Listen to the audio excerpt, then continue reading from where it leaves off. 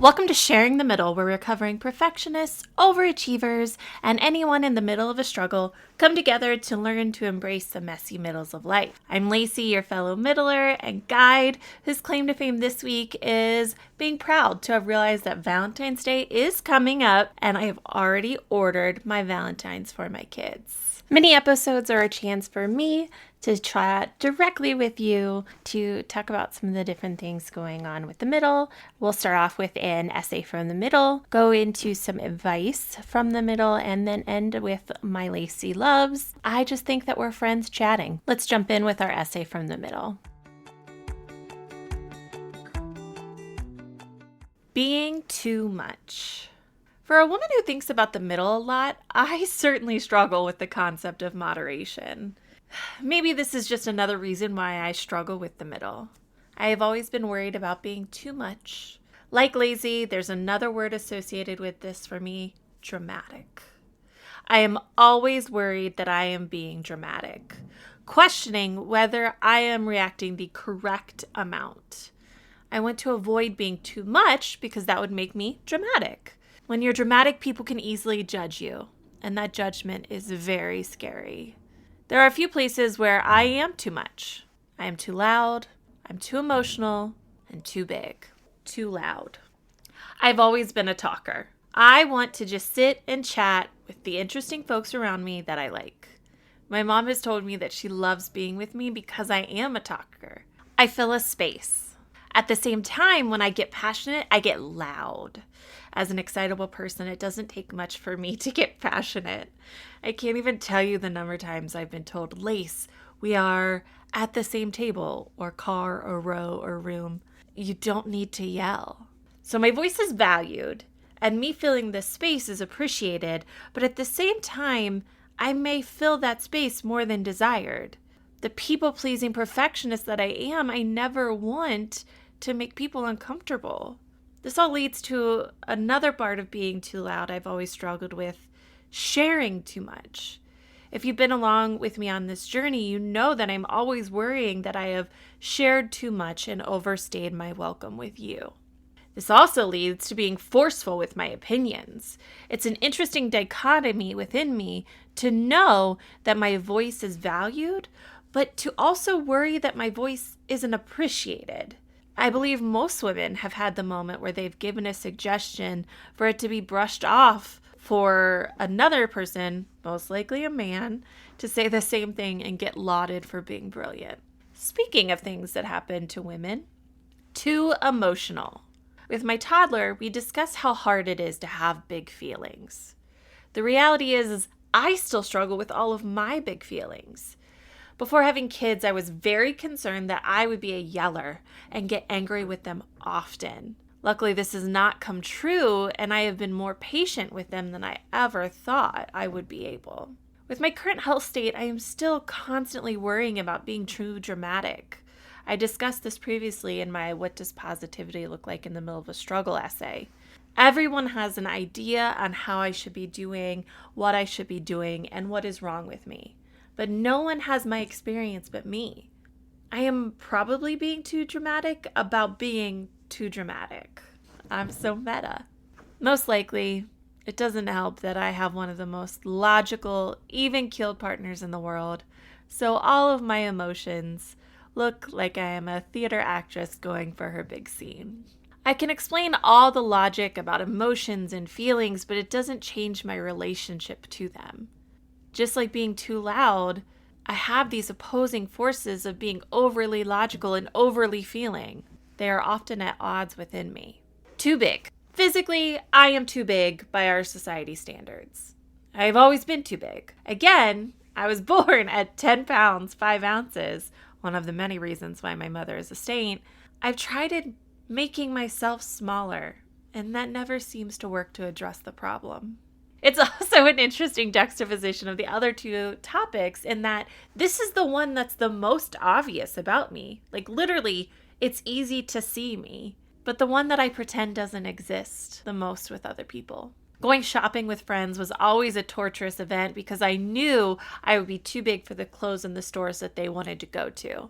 Instead of just addressing the actual issue, I would always come up with some kind of excuse of why I didn't want to actually get anything or shop for anything that day and just become a great wing woman for them. I am typically in a space where my size is not something that impacts my day-to-day life or prevents me from doing things. But there's always a fear that it could. It's just another way that I'm too much. Because of my size, I am more aware of the body positivity movement and health at every size community. I've done research to learn more about how size impacts health, and the more I learn, the more that I realize, just like everything else, it's so dependent on an individual's circumstances and makeup. This is why a BMI chart is not a prediction of health, it's a mathematical formula. So this brings to an essential question: who gets to decide? At the end of the day, I have to wonder who gets to decide whether someone or something is too much. I am genuinely asking you. I think we can all have our ideas of it to operate from, but to judge others on our lines or standards is just not fair. There are some practical implications for these standards, but most of us are worrying about the minute details that fall well below affecting anyone else. By that logic, I should think about my standards for loudness, emotion, and size. And if that's the case, I may get a little too loud, but it's usually when I'm happy or excited, so I'm fine with that. I've already learned how to regulate my emotions enough to be a good mom to my kids, so I'm fine with that too. Size is a bit trickier, but as long as I am comfortable in my body, I'm good. And only I get to feel that. Next time you go to prescribe someone, including yourself, as being too much, I challenge you to consider whose standard you are using. If it's yours, theirs, society's, then base your next action accordingly. If it's yours or society's on someone else, be quiet unless they ask for feedback. And if it's yours to yourself, be kind. Did you know that I send out a weekly newsletter from the middle? In that, we highlight, obviously, the podcast episode of that week. I also send the blog post from the week and a Lacey loves. You also get just a little note from me that is where my mind's at. I truly look at my newsletter that I send every week as me sending an email to my closest friends. So make sure to join the Middle newsletter. You can do that at themddl.com and get a little daily dose of the middle in your inbox every week. Our next segment is Advice from the Middle. This is where I take a reader question and give a little bit of advice. I just want to put a quick disclaimer that I am using my own experience and whatnot. I am not a professional. Here is the letter. I tend to take on too much and then end up feeling burnt out and overwhelmed. I'm having a hard time saying no to others and setting boundaries, and I'm always pushing myself to do more and be the best at everything. I'm starting to feel like this is taking a toll on my mental health and my relationships. Oh, my dear overachiever, I totally see you. When I started talking about the middle, it mostly came from this place of never feeling like I was enough or the best for my own standards. So when I read this and I read this idea of I'm always pushing myself to do more and be the best at everything, I feel that to my core. In my workbook, I ask people to do a personal mission statement in the beginning. And I ask that because I think it's a really good idea to ground yourself in what is actually important to you and what you want to do in life. Because it's a lot easier to shed things that are not important if they are not aligning with that personal mission statement. So that's where I would say to you, what is actually important to you? If something's not important to you, why do you have to be the best at it? I also want to say, I know me saying this is so much easier said than done. So much easier said than done. What parts of your life do you actually want to be the best in? So like when I look at myself, I want to be the best mother I can be, and getting to 1,000 followers on TikTok is not going to change that. So even though that is a goal of mine and I really want to get there and I get frustrated that I'm not there yet, at the end of the day, if I can remember the core of what's important to me as a person, so like my children and my family, but also for this little business of the middle of I want to create things that help people, including myself. As long as that's what I'm doing, That's what I can stay grounded in, even if I'm not meeting that specific goal or someone's doing better than me. So if that means maybe putting it on a Post-it note, that kind of stuff for yourself, do whatever you can do to get there. The other thing that I want to make sure that we don't skip over is that having a hard time saying no to others and setting boundaries. This is so hard. It's so hard. Honestly, I've only gotten better at this because of my health issues. I physically can only do so much. So I can't give all of myself. And it took me physically not being able to do things to be able to actually say that to other people. It's just going to take practice. And it's going to take you saying no to the little things first. So, hey, can you get up and go get that for me? You can say no. And the other thing to remember with that is no is a complete sentence. You don't have to say any more, say any less. No. I hope that's helpful. All this stuff is hard. It really is. So please, please, please be gentle with yourself, but you can do it. Last section is our Lacey Loves section. So these are just the things that are making me happy this week. I also give you some product recommendations, and if they sound good to you, you can go to themddl.com and buy them through my links, and then I can actually make a little bit of money because your girl's got to send her kids to daycare.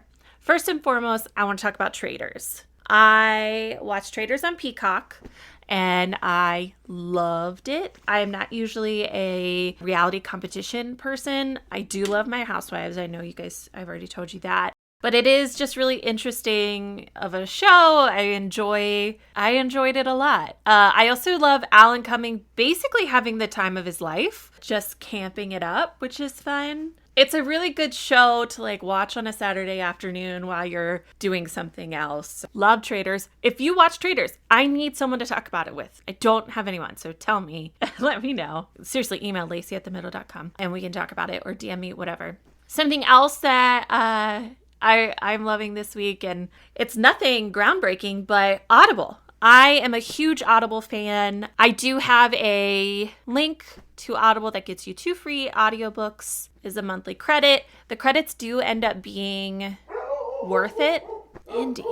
See, Indy also gets really excited about Audible. For example, I got a Prince Harry's audiobook for my $15 credit, and it's a $50 book. I listen to audiobooks constantly, and so I only use Audible for those ones that are hard to find. Maybe they're really popular at the library, or I just don't want to wait, or there are some Audible exclusive things. What I save my Audible credits for, and I love it. It's totally worth it. There's also Audible Plus, which does have a library of other free subscription type books that I will tap into sometimes as well. On there is my favorite romance series, which is the Winston Brothers from Penny Reed. Those are just some of my favorites. I'm happy to also give you more recommendations from Audible. Go to themddl.com and the support link, and you'll see the Audible link to be able to sign up for your Audible account. And let me know what you get, because I really do love an audiobook. So does Indy. He's just so passionate about it. Those are my Lacey Loves for the week. I really hope that you have a good week. There are some big things coming up from the middle here soon. I am loving making this podcast so much that I do believe starting next week, you're going to get a mini episode every single week. And then starting in March, we are going to go to every week with an interview. So stay tuned for that. Thanks for sharing the middle with me today. As usual, I just imagine that you and I are hanging out, chatting. So make sure to chat back, because I would love to hear what you have to say. As usual, thank you for sharing the middle with me today. Remember to check out my writings at themddl.com. That's themddl.com. While you're there, you can sign up for the weekly newsletter to get a little bit more middle in your inbox each week. I am a one-woman show, so any bit of support means the world to me. I want the middle to be as accessible as possible, so I have several ways for you to support. You can shop the middle with some merch or my books, the Lacey Loves affiliate links and recommended products, Patreon for additional community and content, and I also just have a tip jar if you'd like to leave a tip. If you like today's show, also make sure to subscribe at your favorite podcatcher, share with a friend, and maybe even leave a 5-star review. Thanks so much to Lemon Music Studio for our theme music. It is literally called Sunshine, and that is certainly how it feels to me. Can't wait to see you in the middle again.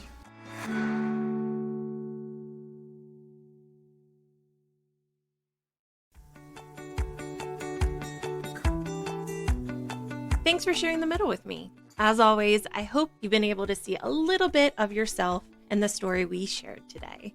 Don't forget to follow, share, rate, review, and follow me on social media at Lacey Shares.